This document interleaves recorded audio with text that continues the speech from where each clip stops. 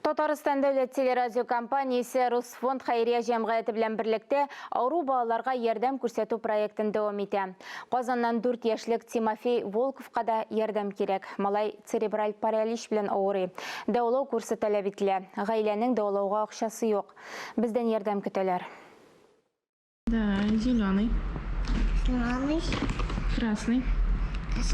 Тимофейны якты төсләр айруча сыкландыра. Һәр уенчыкны карап, конструктордан үзенчә шәһәр макетын җыя. 4 яшьлек Тимофей церебраль параличтан интегә.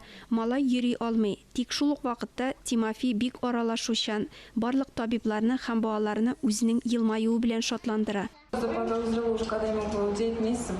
Күршедәге барлык балалар да аның янәшәсендә. 9 айда чагында ширенә шикләнгән идек. 6 айдан соң балалар утырып тора башлый. Ә ул утыртып куйгач та авышып төшә иде.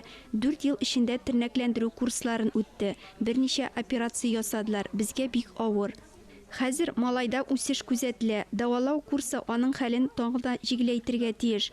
Көн саен Тимофей моториканы үстерә, йөрү стимуляторында дәвалана. Басып тору балансын сакларга өйрәнә.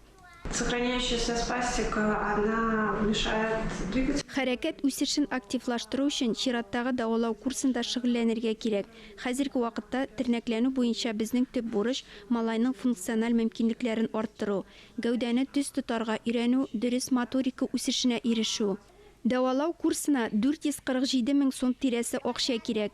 Әти-әнисенең шул кадәр акчасы юк. 55-42 номерына дети сүзе белән СМС җибәреп, балага бергәләп ярдәм итә алабыз. Күбрәк өлеш кертергә теләүчеләргә тулырак мәгълүмат безнең телерадио компания һәм Русфонд сайтларында. Ләйлә Зайнуллина, Елизавета Жукова, Татарстан яңалыклары.